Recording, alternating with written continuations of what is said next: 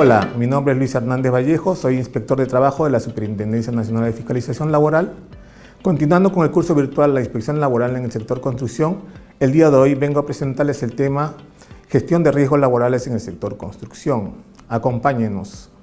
Comencemos explicando el tema en lo que es la gestión de riesgos del sector construcción, hablando principalmente de la normativa. En relación a la normativa del sector construcción, estamos aplicando la Ley 29.783, que engloba todo lo que es la gestión de la seguridad y salud en el trabajo en el sector construcción. Esta ley indica que tanto el sector construcción como otros sectores deberían estar englobados en lo que es la Ley de Seguridad y Salud en el Trabajo. En razón a ello se promulga el Decreto Supremo 011/2019-TR, que es la ley el Reglamento de Seguridad y Salud en el Trabajo. En este Reglamento de Seguridad y Salud en el Trabajo se acoge todo lo que es la gestión de riesgos laborales que consigna la Ley de Seguridad y Salud en el Trabajo y lo incorpora en el Reglamento de Seguridad y Salud en el Trabajo. Aunado a eso, tenemos otra parte de lo que es la gestión de la seguridad, son los estándares de seguridad y salud en el sector construcción. Los estándares de seguridad y salud en el sector construcción los tenemos englobados en la norma G050. En la norma G050 se engloba todo lo que es los estándares de seguridad y salud en el sector de construcción, como el uso de andamios, las barandas de seguridad, entre otros. Luego, en la normativa también incorpora lo que es la exposición de los trabajadores a lo que se ve en la temporalidad, ¿no? En lo que es la exposición al SARS-CoV-2, que trae como consecuencia la enfermedad que es el COVID-19. En razón a ello se promulga la resolución 1275 que, obliga a las empresas a implementar un plan de seguridad, pero para actuar contra el COVID, ¿no? En razón a ello, también en lo que es el sector construcción, en lo que es las visitas de los inspectores de trabajo en el sector construcción, se aplica lo que es la normativa, la ley de inspección del trabajo y su reglamento, ¿no? Que engloba todo lo que es la visita de inspección y lo que es las sanciones en el caso de que una empresa no cumpla con lo que un inspector de trabajo le pueda recomendar. El ámbito de aplicación del Decreto Supremo 011/2019-TR es todas las actividades de construcción en sí, ¿no?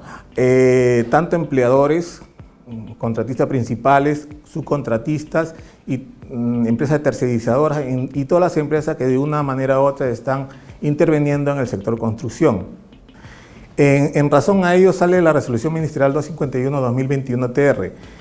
En esta resolución ministerial se incluye todas las actividades del sector construcción, o sea, el ámbito, de la ley que incluía todos los sectores se ve englobado a solamente actividades de construcción que están contempladas en el SIU de la revisión 5 del SIU, como se contempla en la diapositiva que se están presentando. En lo que es la aplicación del sistema de gestión que indica la Ley de Seguridad y Salud en el Trabajo, la Ley de Seguridad, Salud y Trabajo en su artículo 17 dice que las empresas tienen que tener un enfoque de sistema de gestión. En razón a ello, hay muchas normativas que no está contemplada en la Ley de Seguridad y Salud en el Trabajo, pero sí está contemplado en las normas o directrices de gestión de la seguridad y salud en el trabajo, como la OSA 18001, que ahora es la ISO 45001, ¿no? Por ejemplo, tenemos lo que es el control documentario, ¿no? El control documentario en la Ley de Seguridad y Salud en el Trabajo no indica que los documentos del sistema de gestión deberían tener control documentario. Sin embargo, el enfoque del sistema de gestión que se contempla la ISO 45001 sí contempla el control documentario.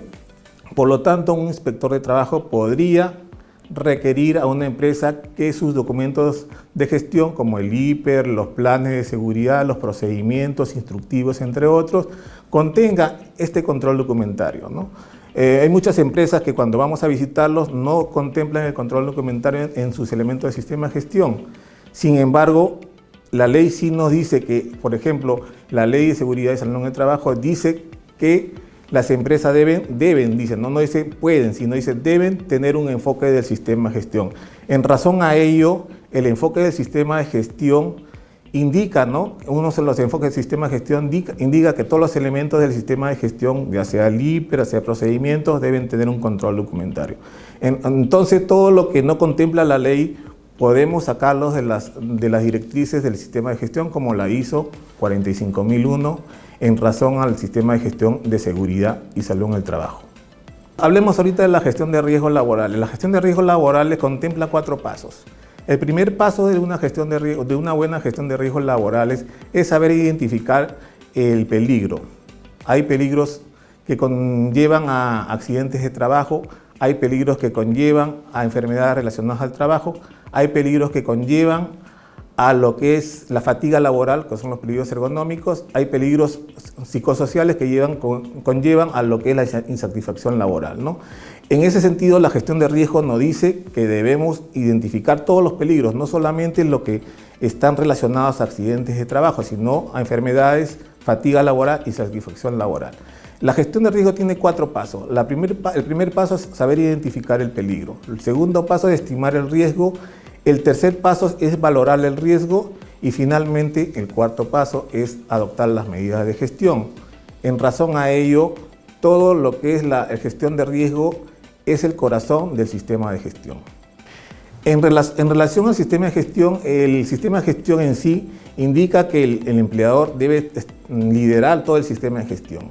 En razón a ello, el empleador puede delegar autoridad, puede delegar funciones, ya sea en una obra de construcción, puede delegar funciones al ingeniero residente, puede delegar funciones al ingeniero de seguridad, puede delegar funciones al área de vigilancia médica.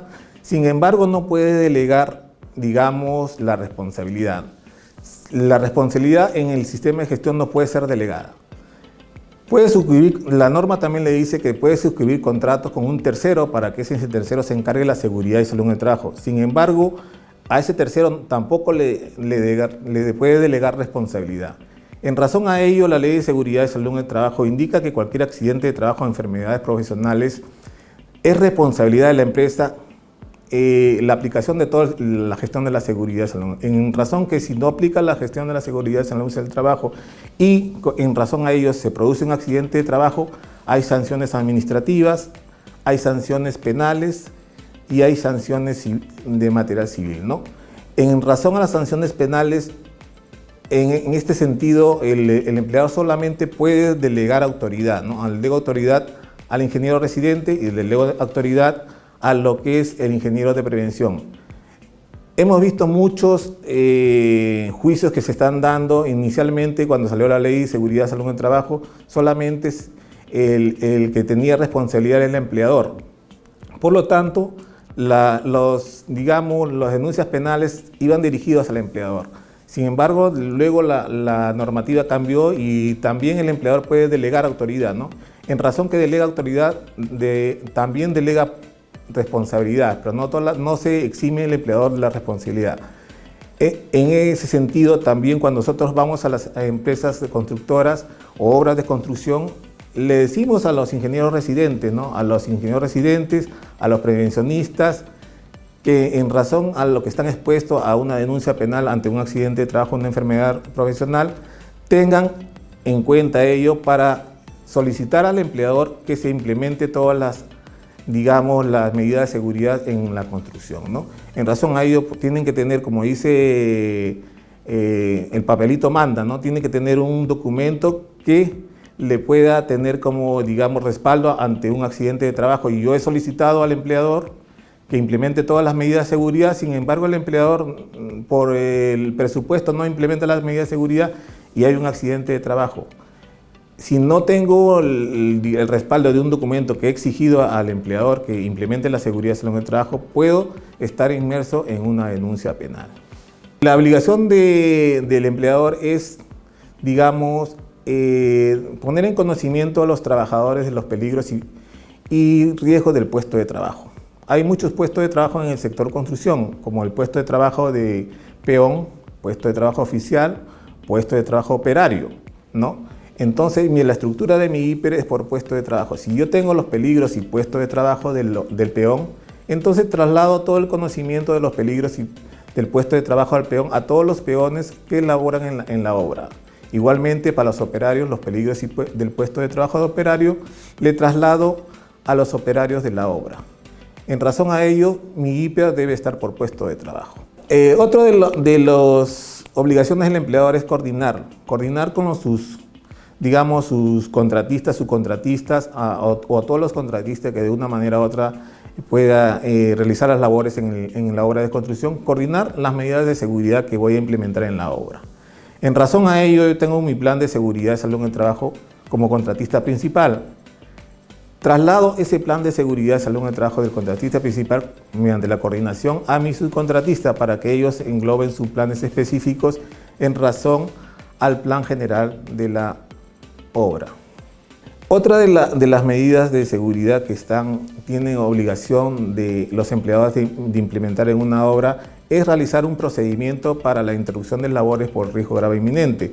Los trabajadores tienen como derecho paralizar sus labores si es que ellos consideran que la labor que se realiza es detallada o se engloba en un riesgo grave inminente, ¿no? Por ejemplo, tengo un andamio sin baranda de seguridad, entonces el trabajador sube al andamio sin baranda de seguridad y él, para su entender, está exponiéndose a un peligro grave inminente. Entonces, él como trabajador que está exponiéndose a un peligro grave inminente puede rehusarse a trabajar, ¿no?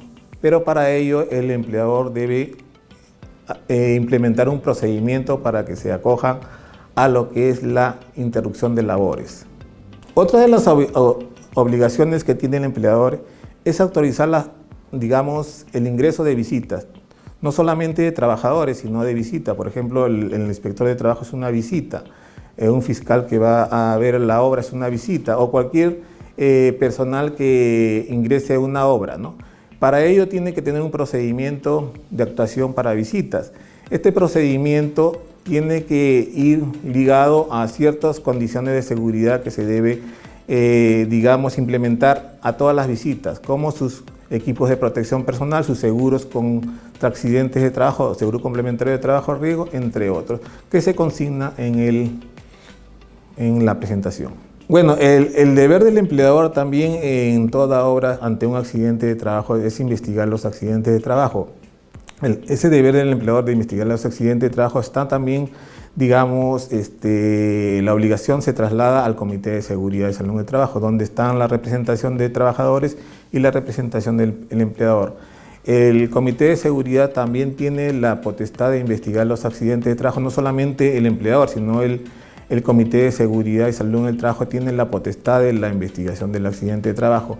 Es por ello que el Comité de Seguridad debe ser capacitado también, ¿no?, en las metodologías para investigar accidentes de trabajo.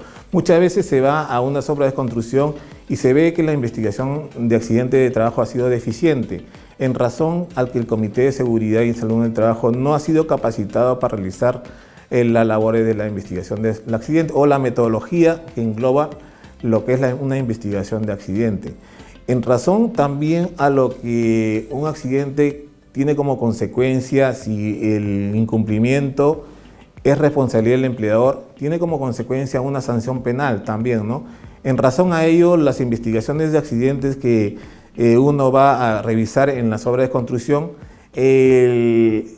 la conclusión que se da generalmente es que el trabajador es responsable por no cumplir con las normas de seguridad de salud en el trabajo. Sin embargo, muchas veces se ve incumplimiento de la normativa de seguridad de salud en el trabajo.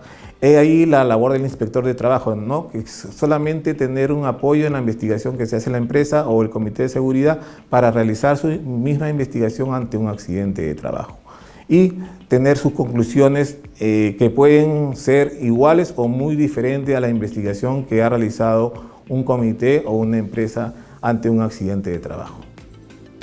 En la norma G050 y en el Decreto Supremo 011-2019-TR engloba las responsabilidades, ¿no? No solamente, como estaba comentando anteriormente, la responsabilidad del empleador de implementar la gestión de la seguridad de salud en el trabajo, sino también en la norma G050 y en el Decreto Supremo 011 indica que el responsable de la seguridad de salud en el trabajo es el ingeniero residente. Él es el encargado de la implementación de todo el plan de seguridad de salud en el trabajo. También el ingeniero de seguridad los responsables de la vigilancia médica, entre otros, ¿no? Entonces, cuando hay un accidente de trabajo, generalmente vemos que ya hay especialistas, abogados especialistas en tomar a los trabajadores que han sufrido accidente para poder hacer algún tipo de, digamos, de denuncia penal, ¿no? Para de alguna manera tener una resarcción económica al trabajador, ¿no? En razón a ello, ya la norma misma indica que el responsable es el ingeniero residente, ¿no? Entonces, si son ingenieros residentes, tienen que tener en cuenta ellos, ¿no? Muchas veces vamos a las obras de construcción y generalmente los presupuestos para lo que es la seguridad y salud en el trabajo se ven disminuidos. Si vamos a ver, en Lima generalmente los presupuestos son normales, pero si vamos a las regiones, los presupuestos son mínimos, ¿no? Que las obras de construcción que son licitadas por las municipalidades, por los gobiernos regionales, consideran un presupuesto mínimo para la seguridad y salud en el trabajo.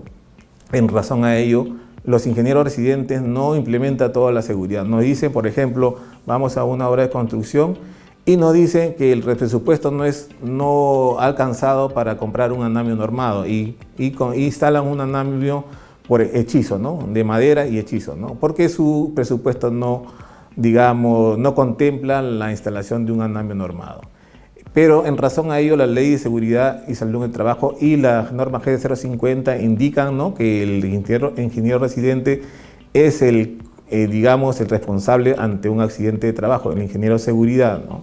Entonces, también se les explica, ¿no?, que no solamente la implementación de las normas de seguridad y salud en el trabajo va a tener como consecuencia la prevención de riesgos laborales, sino también como consecuencia de la prevención es que los ingenieros residentes, los prevencionistas, los médicos ocupacionales no se vean inmersos también en cuestiones de denuncias penales ante un accidente de trabajo, ¿no?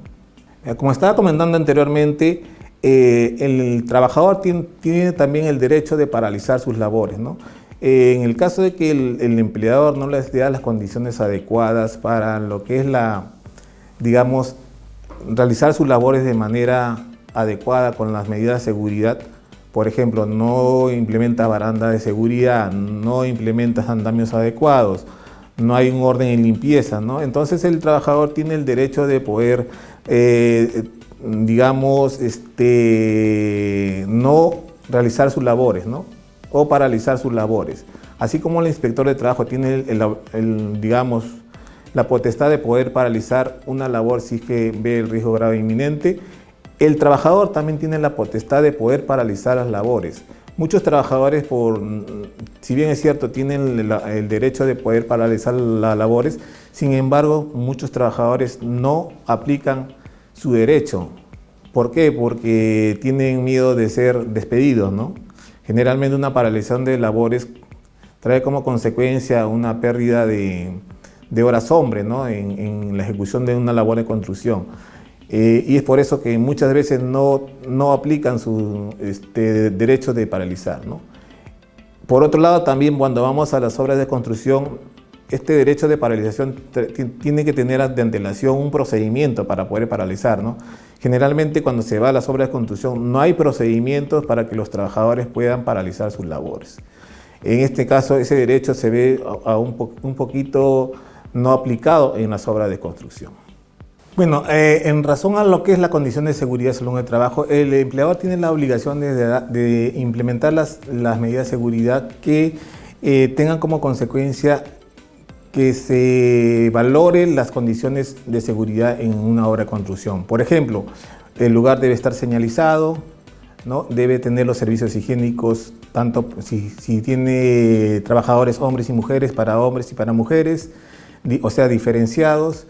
La señalética debe estar en razón a lo que dice la norma la norma técnica de prevención, ¿no?, de Indecopi, que habla la estructura de una señalética en razón a lo que es las dimensiones de la señalética, ¿no? Tiene que englobar todas las medidas de seguridad, el acceso adecuado para los trabajadores, el acceso para lo que es el personal que transita por la obra de construcción. También tiene que tener su cerco perimétrico y entre otras condiciones de seguridad que se debe implementar en la obra, ¿no? Las condiciones de seguridad y salud en el trabajo en razón a la aplicación de la orden y limpieza. Por ejemplo, el orden y limpieza, que es una condición de seguridad y salud en el trabajo, representa la reducción de un 60% de los accidentes de trabajo. Solamente aplicando orden y limpieza puedo disminuir un 60% de los accidentes de trabajo. En ese sentido, cuando uno va a las obras de construcción, señalamos digamos, a los trabajadores les señalamos que es la aplicación de lo que es orden y limpieza nos puede permitir la reducción de los accidentes de trabajo, ¿no? Muchas veces cuando hay desencofrados, se pone el desencofrado en cualquier lugar o sitio, ¿no? En lugares de tránsito de trabajadores. Cuando ingresan lo que es las materias primas, se pone en lugares de tránsito de los trabajadores. Y eso contrae a lo que es, digamos, los accidentes de trabajo, ¿no? Se resbala un trabajador y como consecuencia, por ahí hay un clavo y como consecuencia puede tener un accidente de trabajo de manera, digamos, fatal, ¿no? En caso de que pueda, uno de los órganos vitales pueda ser afectado, ¿no? En razón también, por ejemplo, del trabajo en altura. El orden y limpieza en el trabajo en altura es primordial. Por ejemplo, si tenemos en un segundo piso, tercer, cuarto o un nivel superior, no hay orden y limpieza y encima no hay baranda de seguridad, un trabajador se puede resbalar y puede, digamos, proyectarse hacia el perímetro, ¿no? Y si el perímetro no hay baranda de seguridad, puede caer y puede tener como consecuencia accidentes fatales. En la Ley de Seguridad y Salud en el Trabajo, así como en el Reglamento de Seguridad y Salud en Construcción, ya nos habla de lo que es la participación de los trabajadores en todos los elementos del sistema de gestión. Tengan en cuenta que antes, digamos, muchos trabajadores no participaban en los elementos del sistema de gestión como elaborar el IPER, elaborar procedimientos, elaborar el plan, ¿no? Entonces no se les hacía participar a los trabajadores en el sistema de gestión. Las únicas personas que conocen más de los peligros y riesgos en el centro de trabajo son los trabajadores, ¿no? Ellos los que están expuestos, conocen, digamos, dónde están los peligros y riesgos, tienen un trabajo específico, saben, por ejemplo, los que trabajan en lo que es soldadura, conocen muy bien sus riesgos que están expuestos a soldadura, ¿no? Entonces, ellos deben participar en los elementos del sistema de gestión porque conocen los procedimientos, conocen los peligros y riesgos, ¿no? En razón a ello, la Ley de Seguridad y Salud en el Trabajo ya incorpora que los trabajadores deben participar en los elementos del sistema de gestión, tanto los trabajadores como sus representantes, ¿no? Entonces, cuando vamos a lo que es, por ejemplo, la elaboración del IPER, no solamente se le pide que la identificación de peligros y evaluación de riesgos sea elaborado por el personal especializado en los que es riesgos laborales, sino también que haya tenido en la elaboración la participación de los trabajadores en relación a que ellos conocen bien su riesgo, ¿no? A los que están expuestos. También la Ley de Seguridad y Salud en el Trabajo y más aún el Decreto Supremo 011-2019-TR ya habla lo que es la capacitación en seguridad y salud en el trabajo.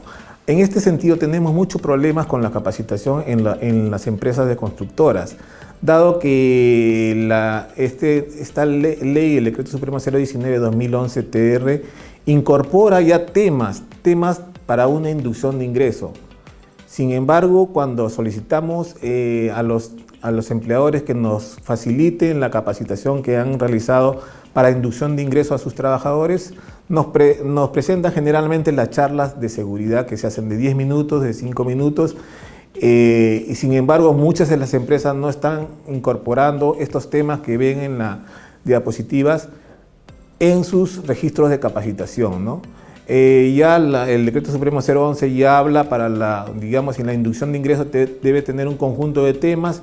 La capacitación en la labor específica debe tener un conjunto de temas de acuerdo a los riesgos a los que están expuestos los trabajadores.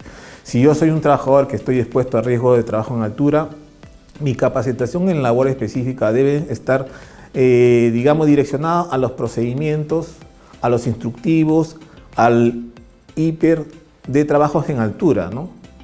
En razón a ello, ya tenemos muchos problemas con digamos, la presentación de los registros, ¿no?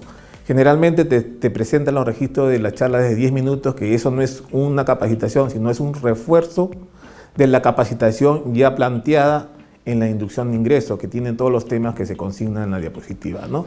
Igualmente, la capacitación en la labor específica que consigna también en la diapositiva, en el artículo del Decreto Supremo, creo que es 50 del Decreto Supremo 011-2019-TR. En la Ley de Seguridad y Salud en el Trabajo tenemos que la ley contempla lo que es la formación de un comité de seguridad y salud en el trabajo por empresas, ¿no? La ley de seguridad te dice por empresa, y también la ley de seguridad te dice que el empleador podría tener un subcomité de seguridad digamos, no solamente en la empresa, sino en los lugares donde también tiene trabajadores. Por ejemplo, yo tengo trabajadores en una sucursal, ¿no? Yo como empleador podría tener un subcomité en la sucursal. Sin embargo, el Decreto Supremo 011-2019-TR, que es el Reglamento de Seguridad en Construcción, ya indica que el empleador que tenga obra de construcción, en cada obra de construcción debe formar un subcomité de seguridad y salud en el trabajo. Lo que era potestativo en la Ley de Seguridad y Salud en el Trabajo se convierte en obligatorio con el Decreto Supremo 011-2019-TR para las obras de construcción. Entonces, todas las obras de construcción en general que tengan más de 20 trabajadores deberían tener un subcomité de seguridad y salud en el trabajo. Si tienen menos de 20 trabajadores, deberían tener al menos un supervisor de seguridad y salud en el trabajo. Igualmente, el empleador principal, generalmente, que es el contratista principal, tiene su subcomité de seguridad y salud en el trabajo en la obra. Sin embargo, también los subcontratistas o los contratistas que estén inmersos también en la obra, que realicen labores en la obra, deberían también conformar un subcomité de seguridad y salud en el trabajo en la obra. Entonces, en lo que es el comité de seguridad en el salud en el trabajo en la obra, si la empresa tiene más de 20 trabajadores, debería tener un comité de seguridad y salud en el trabajo, y si adicionalmente tiene obras de construcción, varias obras de construcción, en cada obra de construcción debería tener subcomité de seguridad y salud en el trabajo. En lo que es la estructura del comité o subcomité de seguridad y salud en el trabajo de las obras de construcción, igualmente que tiene la misma estructura que un comité de seguridad, ¿no? Tiene su presidente, su secretario y sus miembros, ¿no? Tienen mínimo 4, máximo 12. Y también en el caso hubo bastante problemas con los comités de seguridad en obra, dado que los sindicatos generalmente que tienen la participación de la mitad de los representantes del comité, que son los trabajadores. Un comité está estructurado por al menos 4 miembros titulares, máximo 12, ¿no? De los 4, la mitad debe ser representante del empleador y la otra mitad representantes de trabajadores. En razón a ello hubo bastante problema, dado que la mitad era representante de trabajadores y la mitad era representante del empleador. Para elegir al presidente del comité, como tienen el mismo valoración los votos, no había, digamos, en las reuniones no había una conformación del comité para elegir al presidente, ¿no? Y se hacía reuniones consecutivas y nunca se llegaba a elegir a un presidente, ¿no? Ya el Decreto Supremo 011 ya incorpora que en el caso de que no se pueda elegir a un presidente, se da una reunión para elegir al presidente y al secretario, y si no se puede elegir al presidente y al secretario porque no hay un acuerdo de partes, se procede a un sorteo.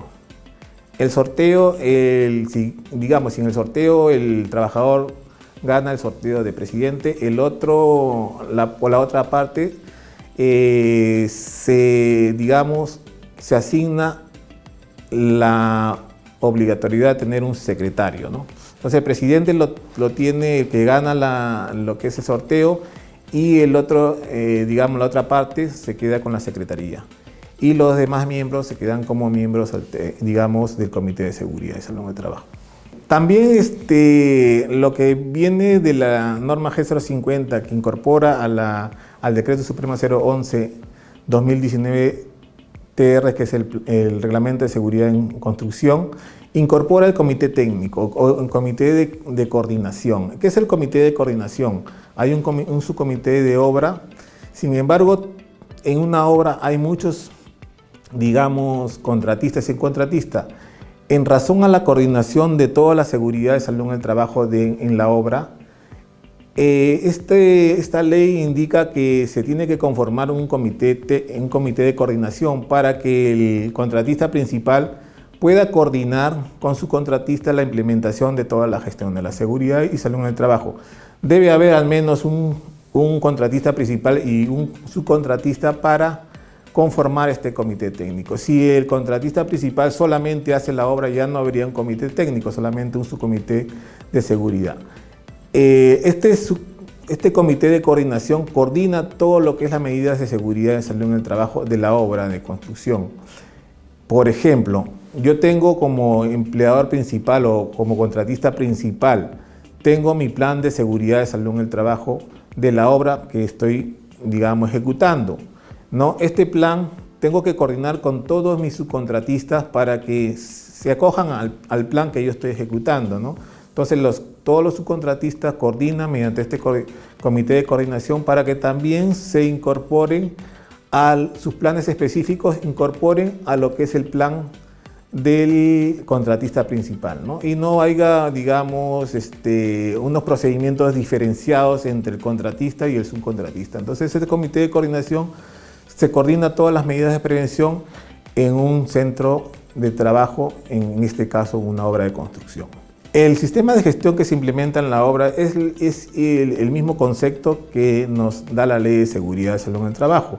El Reglamento de Seguridad y Salud en el Trabajo de Construcción acoge todos los elementos del sistema de gestión de la ley, como el reglamento interno, la identificación de peligro, evaluación de riesgo, las políticas, el mapa de riesgos, entre otros, como el libro de comité, entre otros que se consignan en la diapositiva. Entonces, todos esos documentos que la Ley de Seguridad y Salud en el Trabajo se consigna como elementos del sistema de gestión, también el Reglamento de Seguridad en Construcción también lo incorpora, ¿no? Entonces, todos los elementos se tienen que presentar al momento de que una solicitud ya de la Inspección de Trabajo o otro organismo que solicite, por ejemplo, las auditorías, soliciten los documentos del sistema de gestión, tienen que presentar estos elementos que se consigna en la diapositiva.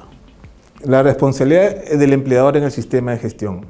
Una de las responsabilidades del empleador en el sistema de gestión es entregar el reglamento interno de seguridad y salud del trabajo, no solamente a sus trabajadores, sino también a trabajadores de contratistas y contratistas. Realizar 4 capacitaciones mínimas al año. En relación a las capacitaciones mínimas al año, se tiene que tener en cuenta que hay una capacitación de ingreso, que es la inducción de ingreso, que ya hay unos temas relacionados a la inducción de ingreso, la capacitación en la labor específica, que ya se tiene que capacitar sobre el puesto de trabajo, los instructivos, procedimientos y el IPER del puesto de trabajo generalmente, y 4 capacitaciones adicionales al año. Esas capacitaciones adicionales al año puede ser por primeros auxilios, uso de equipo de protección personal y cualquier tipo de capacitación relacionada a la seguridad y salud en el trabajo en obra de construcción. Otra de las responsabilidades del empleador en el sistema de gestión es incorporar al contrato de trabajo una descripción de la seguridad y salud en el trabajo, ¿no? Por ejemplo, muchas empresas generalmente cuando contratan a un trabajador en una obra de construcción, en el mismo contrato hay unos acápites en seguridad y salud en el trabajo. Otras empresas, ¿qué hacen? Hacen su contrato laboral y le entregan al trabajador un folleto sobre las medidas de seguridad y salud en el trabajo digamos, en la obra que van a elaborar. También tienen que darle facilidades a los miembros del comité. Los miembros del comité tienen la facilidad también de poder solicitar permiso para ejecutar labores, digamos, que están enfocados en sus funciones como miembros del comité. Entonces el empleador debe facilitar esas labores de los miembros del comité. Elaborar un mapa de riesgo es otra de las, digamos, obligaciones del empleador. Generalmente el mapa de riesgo está publicado en el acceso a las obras, donde se explica los lugares donde se hay mayor concentración de riesgo, ¿no? Generalmente se están hechos con pictografías, digamos, en las zonas de riesgo. Por ejemplo, riesgo de polvo. Hay una pictografía, un pictograma de un trabajador que está con su equipo de respiración, ¿no? Y finalmente elaborar su plan de vigilancia, prevención y control del COVID-19 también, ¿no? Este plan es solicitado generalmente por la Inspección del Trabajo para ver cómo se ha implementado ese plan de vigilancia y prevención contra el COVID-19 en las obras de construcción, ¿no? Generalmente en el ingreso hay todo un protocolo de ingreso a un centro de trabajo, de lavado de manos, de desinfección, en la ficha sintomatológica de lo que es la prevención, ¿no? En lo que es la exposición del COVID, ¿no? Todo eso se engloba en el plan de prevención y vigilancia ante el COVID-19. El empleador también tiene que adoptar una política de seguridad y salud en el trabajo. Esa política debe ser concisa, fechada, firmada, difundida y actualizada. En esa política, el empleador, ¿qué hace? Yo, como empleador, me comprometo, ¿no? Me comprometo a garantizar que voy a cumplir todas las normativas en materia de seguridad en el trabajo. Me comprometo en, implementar todas las condiciones de seguridad y salud en el trabajo en una obra de construcción. Me comprometo a consultar a los trabajadores y sus representantes. Esta consulta de trabajadores y sus representantes es incorporada en la Ley de Seguridad y Salud en el Trabajo y posteriormente incorporada en el Reglamento de Seguridad y Salud en Obras, ¿no? Anteriormente no había la participación de trabajadores en los elementos del sistema de gestión. Es por eso que las empresas en la OSA 18001, que son los sistemas de gestión en seguridad y salud en el trabajo que anteriormente se aplicaban, no estaba la participación del trabajador y sus representantes en los elementos del sistema de gestión. Sin embargo, la ley de seguridad ya las contemplaba la participación de trabajadores y sus representantes en los elementos del sistema de gestión. Luego, cuando se cambia la OSA 18001 por la ISO 45001 en lo que es sistema de gestión en seguridad y salud en el trabajo, la ISO 45001 incorpora lo que la Ley de Seguridad y Salud en el Trabajo decía, ¿no? Que los trabajadores y sus representantes deben participar en los elementos del sistema de gestión. En razón a ello, todos los elementos del sistema de gestión o documentos que son aprobados deben tener la participación de los trabajadores y también de los representantes, ¿no? Uno de los representantes de trabajadores es el Comité de Seguridad, ¿no? En el Comité de Seguridad, como representación de los trabajadores, deben participar en todos los elementos del sistema de gestión. Otra de las obligaciones del empleador es tener un reglamento interno de seguridad y salud en el trabajo. Ese reglamento interno de seguridad y salud en el trabajo es obligatorio si es que tiene más de 20 trabajadores, cuenta con 20 o más trabajadores. Entonces las empresas o obras de construcción que cuentan con 20 más trabajadores deberían tener un reglamento interno de seguridad y salud en el trabajo. Ese reglamento interno de seguridad y salud en el trabajo debería entregarse a cada trabajador, no solamente a sus trabajadores, sino a trabajadores de contratista, intermediación, entre otros, ¿no? Y la estructura del reglamento se consigna en la diapositiva que se está presentando. Una de las obligaciones que tiene el empleador también es implementar los registros del sistema de gestión de seguridad y salud en el trabajo.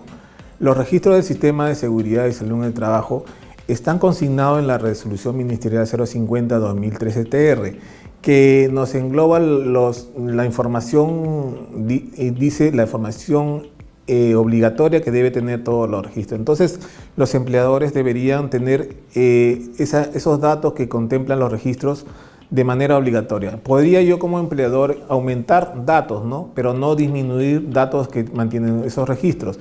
Esos registros pueden ser registros de accidentes de trabajos o enfermedades ocupacionales, registro de exámenes médicos, entre otros. Los registros de enfermedades ocupacionales se mantienen un promedio de 20 años, los registros de accidentes de trabajo y incidentes peligrosos un promedio de 10 años y los demás registros se tienen que tener en promedio de 5 años mantenerlos, ¿no? Ya tanto pueden mantenerlo en medios físicos como en medios digitales. Ante eso, el inspector de trabajo podía ir a la empresa y solicitar los registros de inspección o estos registros de inspección o registro de enfermedades ocupacionales o registros de, digamos, de capacitación, registros de entregas de equipo de protección personal, hasta un periodo de 5 años, ¿no? Posteriormente, el periodo de 5 años, el empleador puede estar facultado a, digamos, a eliminar, ¿no?, los registros que contempla, si lo tiene en medio físico o lo tiene en medio digital. Otra de las obligaciones que tiene el empleador es hacer una buena identificación de peligros y evaluación de riesgo. Y esa identificación de peligro y evaluación de riesgo debe ser realizada por un personal competente, un personal que tenga las calificaciones para elaborar ese tipo de documento, ¿no? Ser actualizado una vez al año, en consulta también con los trabajadores, ¿no?, y sus representantes, y elaborado por cada puesto de trabajo. En razón a ello, tenemos muchos problemas con esta identificación de peligros y evaluación de riesgo, en razón que hay 4 tipos de factores de riesgo en un centro de trabajo. Unos factores de riesgo o peligros que traen como consecuencia accidentes de trabajo, otros factores de riesgo o peligros que traen como consecuencia una enfermedad ocupacional o una enfermedad profesional, y otros peligros y riesgos que traen como consecuencia, digamos, las patologías, ¿no? Generalmente son los peligros relacionados a los riesgos disergonómicos y riesgos psicosociales, que trae como consecuencia el estrés laboral, y las patologías que vienen presentando los trabajadores se incrementan, ¿no? Pero cuando vamos a revisar las identificaciones de peligro y evaluaciones de riesgo que presentan los empleadores, todos los peligros, ya sea que contraen un accidente, una enfermedad, o los riesgos psicosociales o los riesgos ergonómicos, lo incluyen en una matriz, ¿no? Sin embargo, no se debería hacer, porque cada peligro tiene su metodología diferente de evaluar el riesgo. Para accidente hay una metodología que se va a ver acá. Para enfermedades hay otras metodologías, ¿no? Generalmente con la exposición, por ejemplo, a agentes químicos, agentes físicos y agentes biológicos, traen como consecuencia una enfermedad relacionada al trabajo. La exposición a agentes disergonómicos, como postura forzada, trabajos repetitivos, tienen otros métodos de evaluación, métodos que tenemos que hacer las mediciones de cómo está la postura de la cabeza, cómo está la postura de la rodilla, si estamos inclinados, hacia adelante, hacia atrás, entre otros, ¿no? Y hay métodos como el LOWA, REBAS, entre otros, para hallar el nivel de riesgo, en este caso de los riesgos ergonómicos, ¿no? Igualmente, los riesgos psicosociales no se amplía la metodología de la probabilidad por exposición por consecuencia, sino se utiliza, para ello debemos utilizar las encuestas, ¿no? Las encuestas nos traen como consecuencia que una vez realizadas las encuestas, una vez procesadas las encuestas, no va a hallar el nivel de riesgo psicosocial. En el caso, por ejemplo, una de las encuestas muy utilizadas para riesgos psicosociales es esta Coxol 21, ¿no?, para riesgos psicosociales. Para riesgos ergonómicos, ya hemos visto un poquito el REBA, el RULA, OWASP, entre otros, ¿no? Para metodología, para agentes químicos, tenemos del Instituto Nacional francés, ¿no? Hay una metodología específica para agentes químicos. Para ruido también hay otras metodologías, ¿no? Pero todos los engloban en una matriz que estamos viendo la probabilidad por exposición por consecuencia, que no se debe utilizar solamente para riesgos que traen como consecuencia accidentes de trabajo. También deben tener el IPER, todo lo que está elaborado por puesto de trabajo, ver las actividades si son rutinarias o no rutinarias. En el caso de que sean rutinarias, son los que se hacen día a día. En caso que no sean rutinarios, por ejemplo, los mantenimientos, que no se hace día a día, sino se hace generalmente después de 1 mes, 2 meses, 3 meses de mantenimientos de equipo, maquinaria, ¿no? Entonces, esos mantenimientos que no son rutinarios, muchas veces no los consideran en el IPER, ¿no? Tenemos que considerarlo en el IPER porque la normativa te dice que no solamente se debe identificar los peligros rutinarios, sino los no rutinarios, entre otros, ¿no? Cuando hacemos la evaluación de riesgos, en la primera parte es la identificación de peligro, evaluación de riesgo y las medidas de control. En razón a la implementación de las medidas de control en un IPER, en una identificación de peligro, evaluación de riesgo, generalmente se debe utilizar esta jerarquía de normas. Primero eliminar el peligro, luego sustituir, si no se puede eliminar el peligro, se sustituye.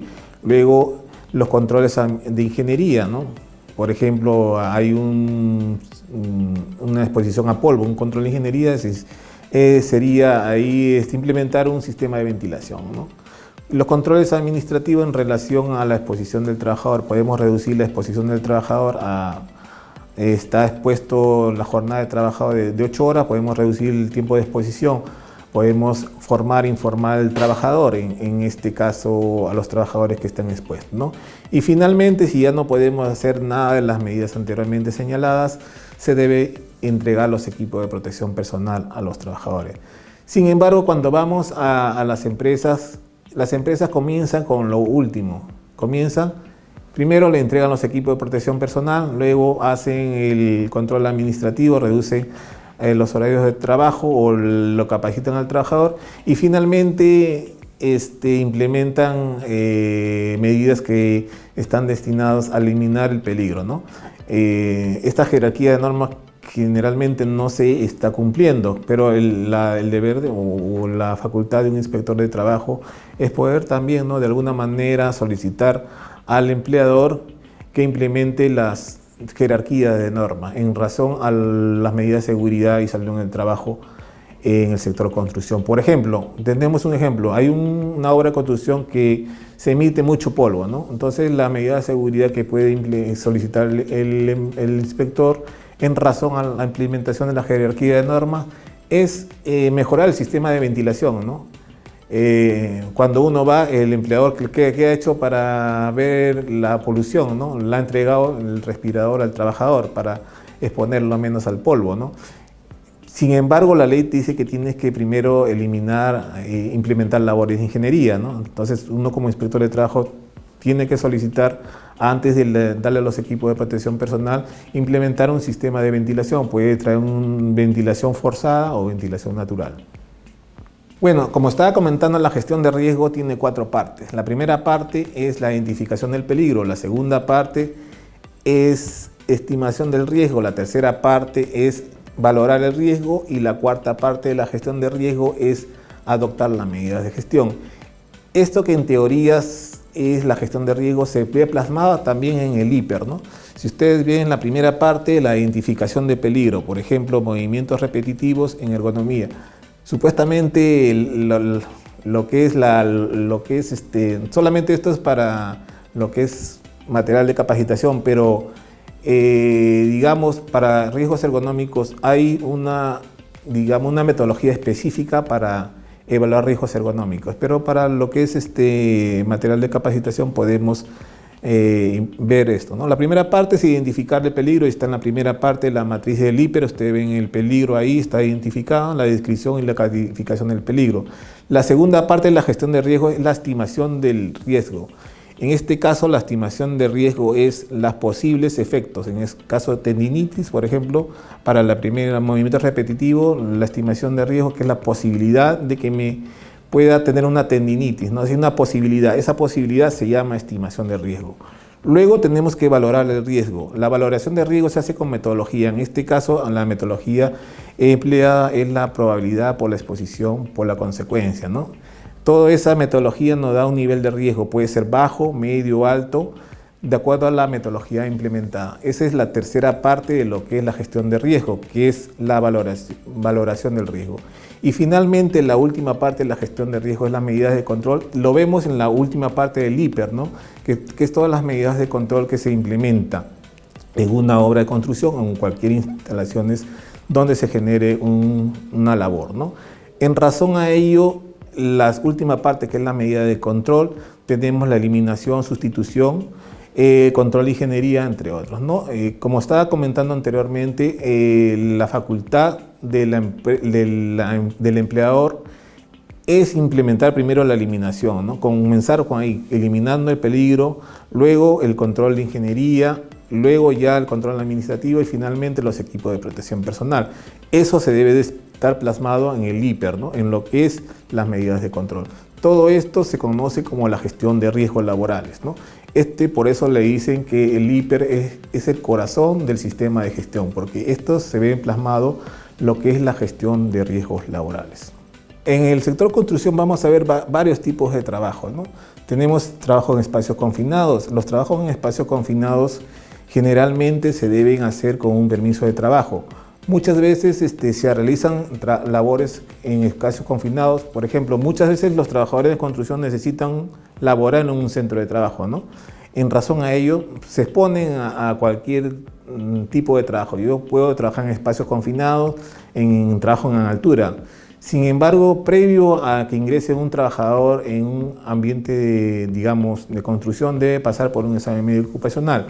Por ejemplo, si el trabajador no pasó por el examen médico ocupacional y tiene una aversión o una fobia a lo que es laborar en lugares cerrados, y yo lo mando a trabajar en espacios confinados, hago un PETAR. El PETAR debe considerar todo eso, ¿no? Debe considerar que el trabajador, debo analizar también sus exámenes médicos ocupacionales para verificar si el trabajador tiene algún tipo de fobia a trabajar en espacios confinados, ¿no? En el caso que tiene alguna fobia o no está capacitado, no está entrenado o no tiene los equipos de protección personal, no se debe emitir un permiso de trabajo de alto riesgo, ¿no? También hay trabajos en altura, también es un trabajo de alto riesgo, ¿no? Por ejemplo, si el trabajador tiene, muchas veces trabajadores ingresan a laborar, ¿no?, en altura, pero no están, digamos, en la salud adecuada para trabajar en altura, tienen fobias a las alturas y se exponen digamos, a los perímetros, y los perímetros de la obra de construcción muchas veces están sin barandas de seguridad. Generalmente los últimos niveles donde se ejecutan las obras de construcción o lo que es el enmayado, ¿no? Y generalmente muchas obras de construcción no tienen las barandas de seguridad, ¿no? Entonces exponen a trabajadores en trabajo en altura y ese trabajador tiene fobia a las alturas. Le da un mareo y puede caer. Si es que no hay una baranda de seguridad, puede caer, ¿no? Entonces las medidas de prevención en trabajo en altura se debe privilegiar lo que es la implementación de barandas de seguridad, porque los arneses no evitan el accidente. Los arneses solamente evitan que el trabajador caiga en niveles inferiores, pero ya si cae puede tener un trastorno musculoesquelético, ¿no? La única medida de seguridad que me puede evitar una caída de altura son las barandas de seguridad. El uso de andamios, también tenemos problemas con los usos de andamios, ¿no? Generalmente, si ustedes están en Lima, van a ver los andamios adecuados que utilizan las obras de construcción. Pero si van a provincias, no hay empresas especialistas que puedan alquilar o vender andamios normados. Entonces, lo que están utilizando en provincias son los andamios acros, y esos andamios acros generalmente son hechizos que no tienen barandas de seguridad en niveles superiores, ¿no? Entonces, en razón a ellos, exponen también a los trabajadores, ¿no?, a lo que es riesgos de altura. Es por eso que generalmente se está paralizando, ¿no? Generalmente se está paralizando trabajos en uso de andamios, también en excavaciones profundas, sin las medidas de seguridad para lo que es los entibados o los apuntalamientos. En razón a ello, tengan en cuenta esto, porque muchas empresas están, digamos, comprando andamios que no son adecuados para trabajo, ¿no? Y en razón a ello estamos nosotros de alguna manera aplicando la normativa, procediendo a paralizar las obras que utilizan andamios inadecuados. El manejo de movimiento de carga también debe ser por el personal especializado, ¿no? No cualquier personal puede hacer un movimiento de carga o un trabajo de lo que no están especializados en hacer. Tenemos ya un accidente que ha ocurrido ya hace poco tiempo en Talara, ¿no?, que se da un derrumbe generalmente. Las excavaciones que hemos ido a visitar, generalmente hay zanjas que generalmente no en provincia no están implementando los entibados. Hay, digamos, cortes que se hacen al talud que no hay sistema de apuntalamiento, ¿no? Entonces, esas condiciones que ameritan la paralización, se está procediendo a paralizar para que el empleador tenga como medidas de seguridad, por ejemplo, lo que es excavaciones, ¿no? La norma G050 indica que yo como empleador debo diseñar el sistema digamos, de seguridad para lo que es el talud, ¿no? El talud tiene que tener un diseño de protecciones de derrumbe o protecciones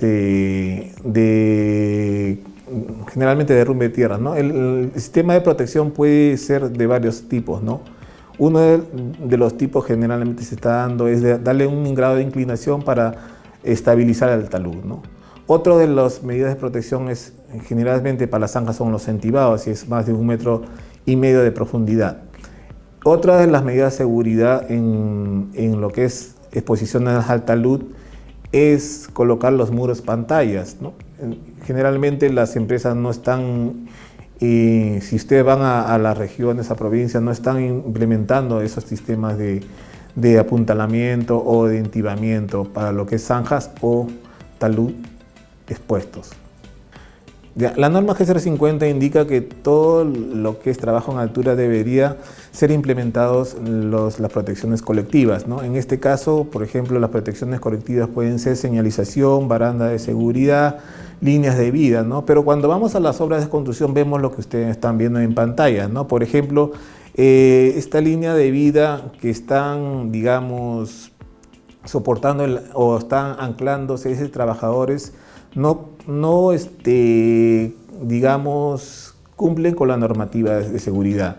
Para cualquier, digamos, protecciones colectivas, que puede ser una baranda, una línea de vida, la norma o la G050 no indica cómo debería ser, ¿no? Pero sí indica que el empleador que implemente protecciones colectivas debería tener una memoria de cálculo. Por ejemplo, si yo voy a implementar barandas de seguridad, esa baranda de seguridad debería tener una memoria de cálculo realizada por un personal calificado, porque generalmente son ingenieros calificados para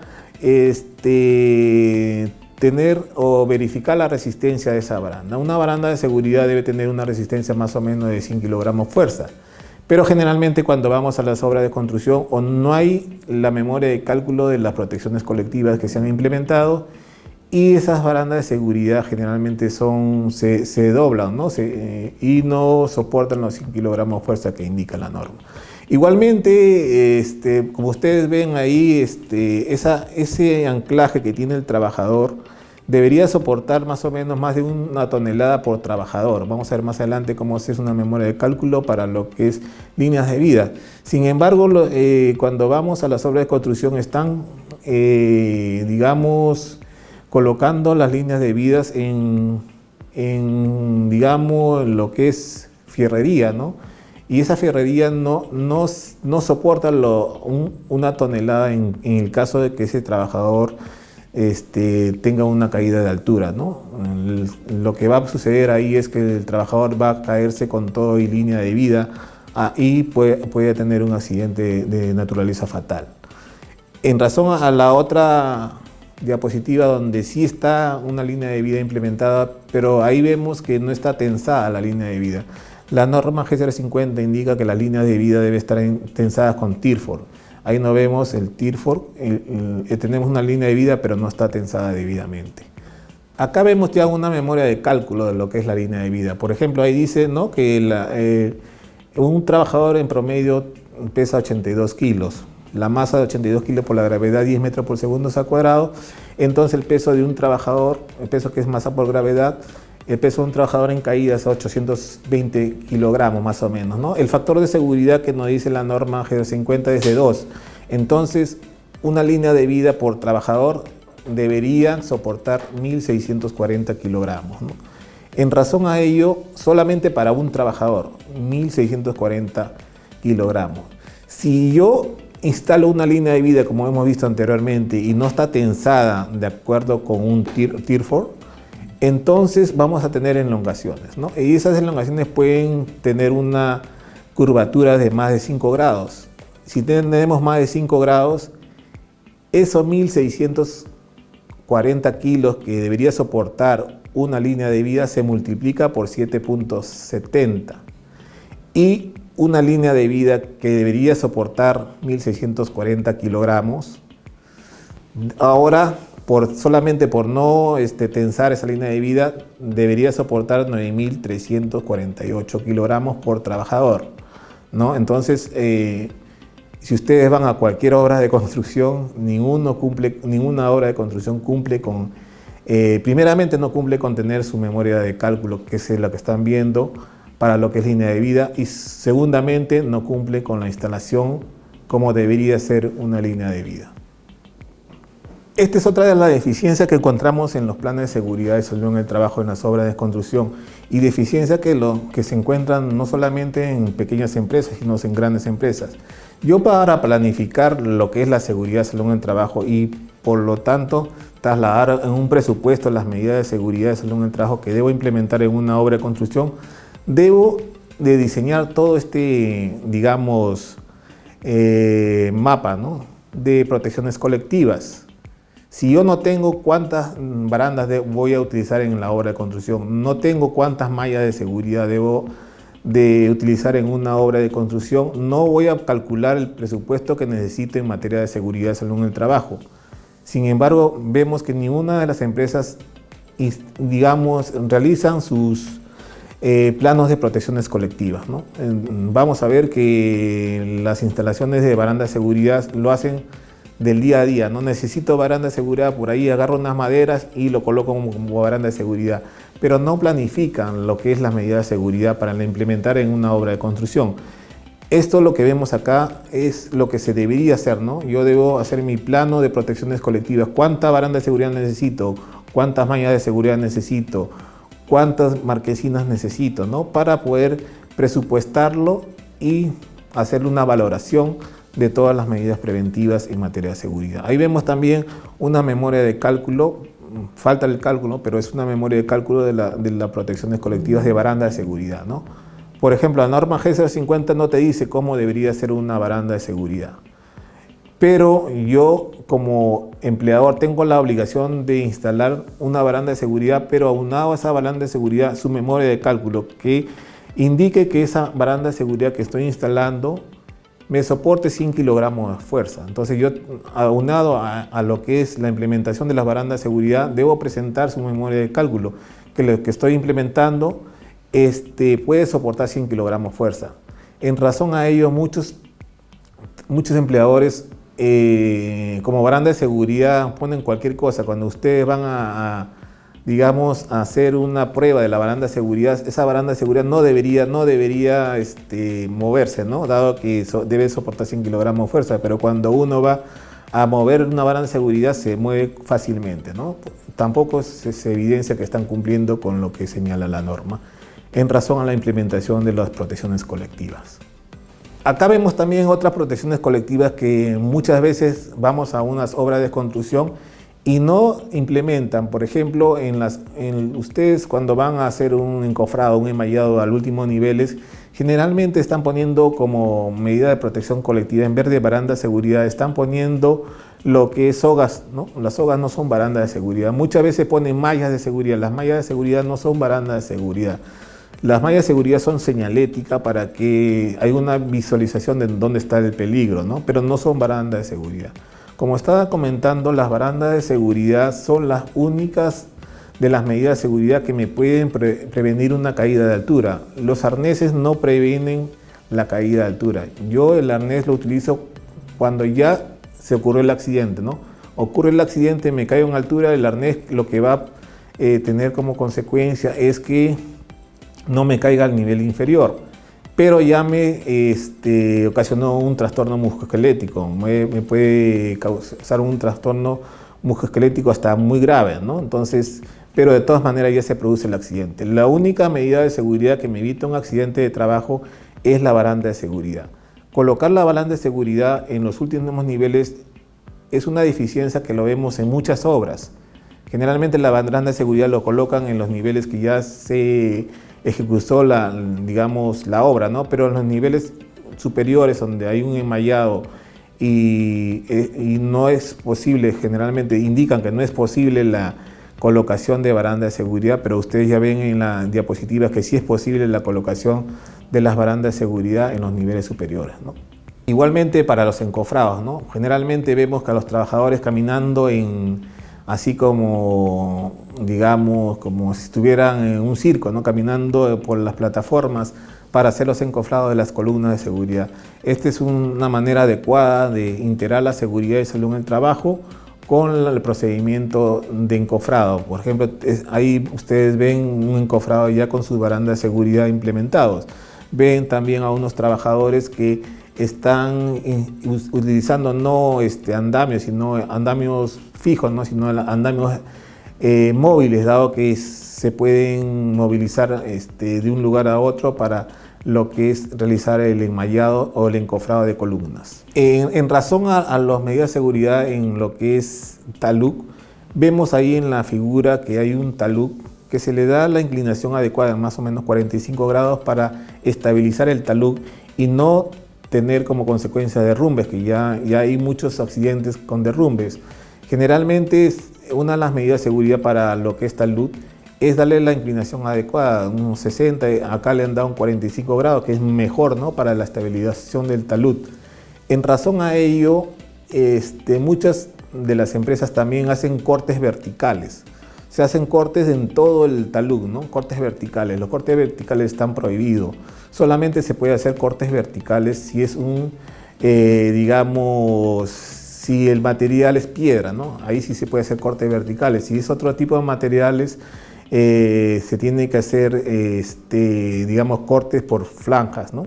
Y una vez que se hace cortes por franjas, ahí poner el sistema de apuntalamiento que se ha elegido, ¿no? Puede ser muro pantalla o cualquier otro tipo de protección de talud, ¿no? Por ejemplo, calzadura. De acuerdo al diseño que el empleado presente, debe ser implementado en la obra de construcción. Pero generalmente vemos esto, ¿no? Que no se le da el talud adecuado y que los cortes son verticales durante toda la obra, ¿no? Y como consecuencia vemos muchas obras, o ya hay muchas obras que se derrumba el talud y como consecuencia las muertes de trabajadores. Este es otro también de la norma GCR 50, indica que debe ser una protección, una barricada para no permitir el acceso a los trabajadores al borde del talud, ¿no? Ahí vemos unas barricadas que se ponen, ¿no? Para no permitir el acceso de trabajadores al borde del talud. Eso, lo que se ve en pantalla muchas veces o generalmente el 99% o 90-99% de obras no lo cumplen, ¿no? Está en la norma GCR 50, indica que se tiene que poner barricadas, pero vemos que los trabajadores están caminando por el borde del talud sin las condiciones de seguridad adecuadas. En razón también a la exposición de los trabajadores a este virus, el SARS-CoV-2, que trae como consecuencia la enfermedad COVID-19, se implementó muchas normativas en materia de seguridad en el sector construcción. La última es la resolución ministerial 275-2021 MINSA, que incorpora muchas de las medidas de seguridad y salud en el trabajo para lo que es el trabajo en el sector de construcción. Por ejemplo, asegurar la ventilación en los centros de trabajo. Ya se tiene que privilegiar la ventilación, ¿no? De los ambientes de trabajo para evitar la propagación de este virus, el SARS-CoV-2. Evaluar las condiciones de salud de los trabajadores, ya sea por una ficha de sintomatología o ahora se está ya solicitando las vacunas, ¿no? Las 3 dosis de vacuna para poder acceder los trabajadores a un centro de trabajo, en este caso una obra de construcción. Los puntos de lavado de manos. Generalmente cuando vamos a una obra de construcción hay puntos de lavado de manos, no solamente en el ingreso, sino en el comedor, en los servicios higiénicos, para de alguna manera evitar la proliferación de este virus SARS-CoV-2, ¿no? En razón a ello, la normativa indica que puedes poner el lavado de manos o la desinfección, ¿no? La desinfección puedes hacerlo también con un agente químico. Generalmente se está utilizando el alcohol, ¿no? El alcohol ya sea en gel o el alcohol a 70 grados. Otra de las medidas de seguridad del plan de vigilancia del COVID es la implementación de la información a los trabajadores. No solamente voy a informar a los trabajadores mediante la capacitación en la prevención del COVID-19, sino también implementar señalética, ¿no? Señalética, infografía en relación al, por ejemplo, al lavado de manos, cómo se debe hacer el lavado de manos, el distanciamiento social, entre otros. Las medidas de aplicación, otra de las medidas de aplicación es las medidas de protecciones colectivas ante el COVID. Una de las medidas de protecciones colectivas ante el COVID es el distanciamiento social, ¿no? Se debe tener un adecuado distanciamiento social entre trabajadores para prevenir el COVID. Y las medidas de protección personal, como ustedes saben, ¿no? La medida de protección personal ante el COVID es el equipo de respiración, ya sea un respirador KN95 o 2 mascarillas quirúrgicas. Generalmente se solicita el KN95 en obras de construcción porque no solamente te va a prevenir una infección al COVID, sino también te va a prevenir la exposición al polvo, ¿no? El polvo también en obras de construcción puede tener sílice, ¿no? Y pues también muchos trabajadores en construcción están expuestos al sílice, al arsénico, en lo que es obra de construcción. Entonces una KN95 no solamente no va a prevenir el COVID, sino también nos va a prevenir que estemos expuestos al sílice, ¿no? Y al arsénico. El arsénico trae como consecuencia cáncer, ¿no? Es un agente químico cancerígeno. El sílice también es un agente químico neumoconiótico que te puede causar una silicosis al trabajador. Y finalmente, la vigilancia de la salud, ¿no? La vigilancia de la salud en el caso de que un trabajador presente síntomas o presente también la enfermedad, se tiene que tener un protocolo para actuación ante esos digamos, la presentación de esa enfermedad, ¿no? Un protocolo en el mismo lugar, hay lugares donde se tiene que derivar al trabajador para la atención, ¿no? En el caso de presentar síntomas del COVID, ¿no? Y generalmente tiene un área de tópico o una enfermera que se encarga de lo que es la vigilancia médica, ¿no? Tiene que hacerle todo el protocolo de sintomatología. Si es que presenta alguna de síntomas, entonces tiene que derivarse a su hogar para que de alguna manera u otra pueda pasar el tiempo prudencial ante la enfermedad. Generalmente no se va a una obra de construcción específica, sino se va a un conjunto de obras de construcción englobado a unas materias objeto de inspección. En razón al origen de la inspección se puede emitir una orden concreta o una orden genérica. Una orden concreta es cuando ya ha sido identificado a la empresa, ya sabemos la razón social, el RUC, entonces se emite una orden de inspección a esa empresa, ¿no? Pero generalmente en obra de construcción, cuando uno va, no sabe qué empresa está o qué subcontratista está ejecutando la obra, entonces se va con una orden genérica. Esa orden genérica se materializa ya cuando se pone en conocimiento la empresa que está ejecutando la obra, ¿no? Entonces, cuando ya uno como inspector de trabajo sabe que va con una orden genérica y sabe ya el empleador o la razón social que está ejecutando la obra, esa inspección genérica que inicialmente se puede concretizar, ¿no? Ya una vez que tengamos toda la información del empleador. Esa orden es asignada a un inspector de trabajo. Ese inspector de trabajo tiene más o menos 10 días para iniciar la visita inspectiva. La visita inspectiva puede ser por varias modalidades: una visita de inspección, una comparecencia, ¿no? El requerimiento de que el empleador se apersone a las oficinas de la SUNAFIL para comparecer y llevar la documentación, o también con una comprobación de datos, ¿no? Se recurre a los sistemas informáticos para revisar información y jalar información, y lo conocemos como comprobación de datos. Una vez que hemos realizado la visita inspectiva, hemos verificado mediante comprobación de datos toda la información, hemos realizado la comparecencia del sujeto inspeccionado, ya tenemos toda la información y se procede a procesar la información. En el caso de que procesamos la información y detectamos un incumplimiento, se hace un requerimiento al empleador para que en un plazo determinado cumpla ya con subsanar las observaciones que se le está emitiendo, ¿no? Si dentro de ese plazo el empleador no cumple con subsanar, ya se emite un acta de inspección. Pero si es que cumple con subsanar lo que el inspector de trabajo ha observado, entonces amerita solamente un informe de inspección. El plazo máximo para materia de seguridad y salud en el trabajo es de 30 días. En materia laboral yo podría, digamos, pedir ampliación de plazo más de 30 días, pero en cuestión de seguridad, dado la Ley de Seguridad y Salud en el Trabajo, solamente da un plazo de 30 días para concluir la inspección en materia de seguridad y salud en el trabajo. El inspector de trabajo, en lo que es la visita inspectiva, si evidencia que se materializa un riesgo grave inminente, por ejemplo, ahí vemos una exposición de trabajadores en un andamio, ¿no? Esos andamios no tienen las crucetas completas, no tienen las barandas de seguridad, las plataformas de seguridad no están completas, entonces se está exponiendo al trabajador a un riesgo grave.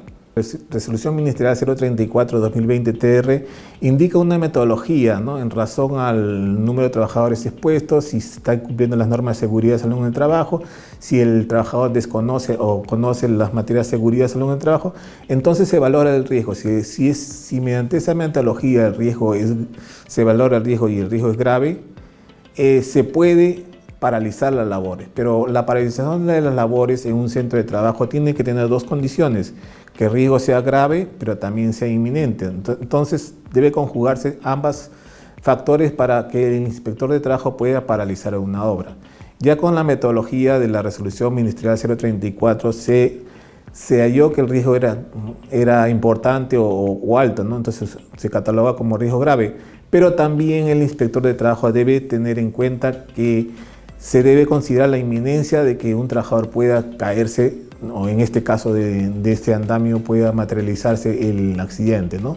Entonces, si vemos que el trabajador está realizando una labor sin las condiciones de seguridad para las instalaciones de andamio, entonces hay una alta probabilidad y una inminencia de que el trabajador pueda caerse en realizar esa labor. Entonces se conjugan dos labores. La inminencia se está relacionada a la presencia del trabajador en el andamio. Por ejemplo, si tenemos un andamio y no hay trabajadores laborando en ese andamio, ya hay un riesgo grave, pero no hay inminencia porque no hay un trabajador presente, ¿no?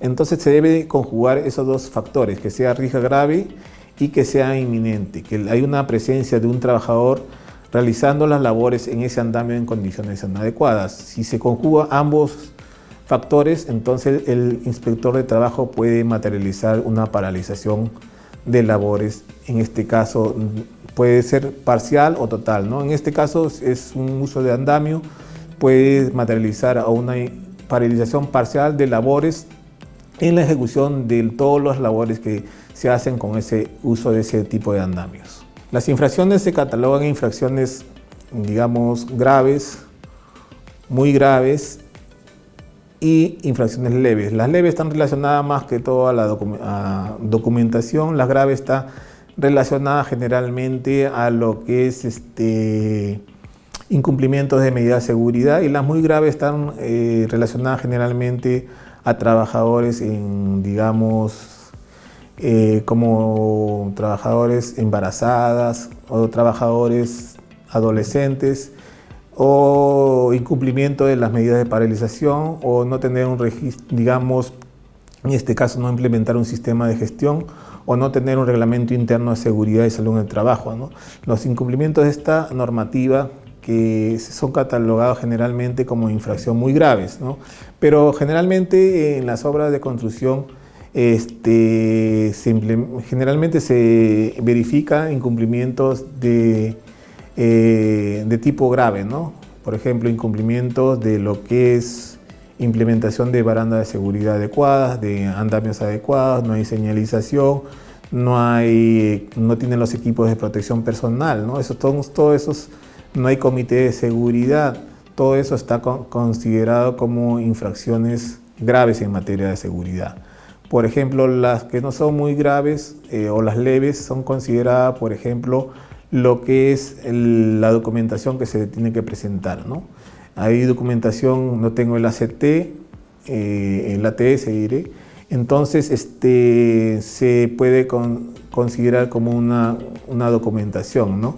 Si es que se ha implementado, ¿no? Y por ahí no hay la documentación adecuada o el documento no está, digamos, hecho adecuadamente, ¿no? Entonces se puede considerar infracción leve si es que el inspector de trabajo lo considera, ¿no? Si es que, por ejemplo, ese documento no puede materializarse en un accidente, ¿no? Podría considerarlo en leve, ¿no? Pero si ese documento, la implementación de ese documento puede materializar en un accidente de trabajo, entonces el inspector de trabajo a su juicio puede considerarlo en grave. Acá tenemos lo que es la escala de multas, ¿no? Y en el caso de las empresas constructoras o subcontratistas, muchos están catalogados como microempresas o pequeñas empresas y también como no MIPES, ¿no? O sea, no son micro ni pequeñas empresas.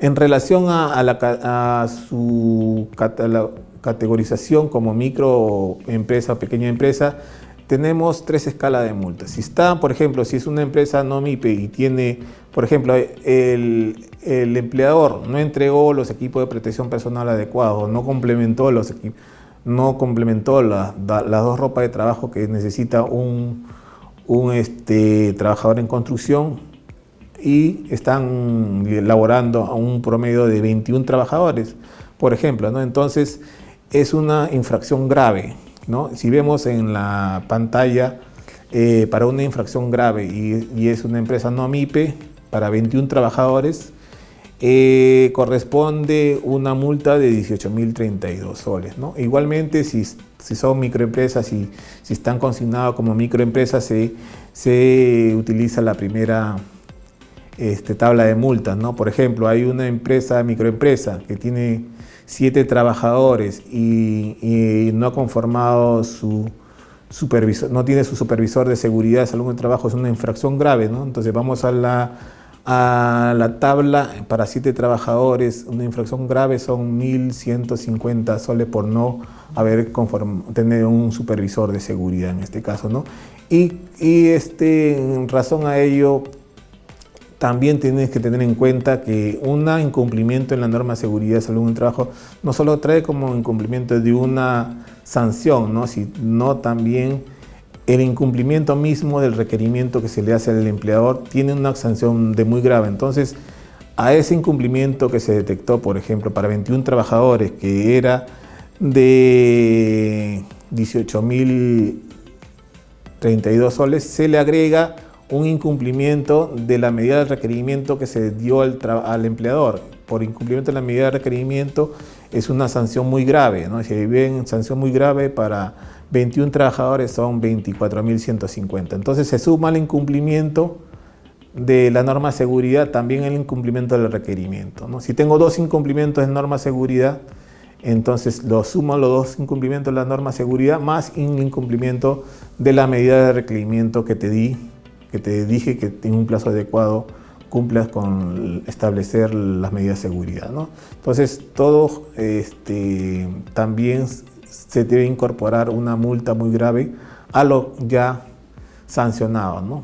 Si es por equipo de protección personal, por comité de seguridad, entre otros, se aúna a eso una infracción muy grave por incumplimiento de la medida de requerimiento. Finalmente, recuerden siempre que ustedes tienen que visualizar todos los días su casilla electrónica, estando que si están inmersos en un proceso inspectivo, el inspector de trabajo tiene la facultad de poder solicitarle en cualquier momento la entrega de documentación, ¿no? Entonces, generalmente la entrega de documentación se solicita mediante la casilla electrónica.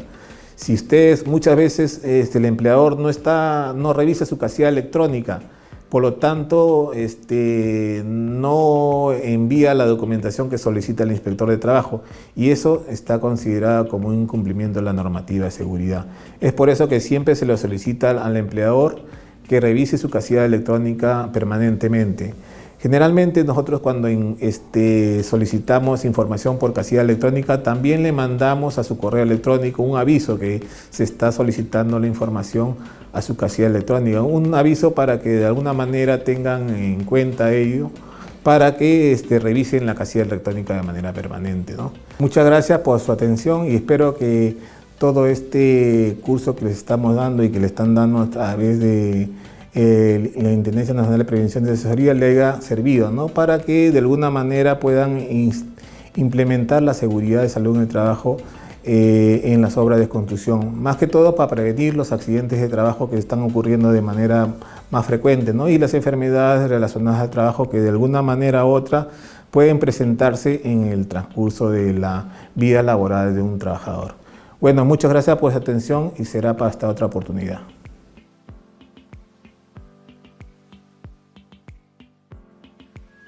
Bicentenario del Perú, 2024. Siempre con el pueblo. Gobierno del Perú.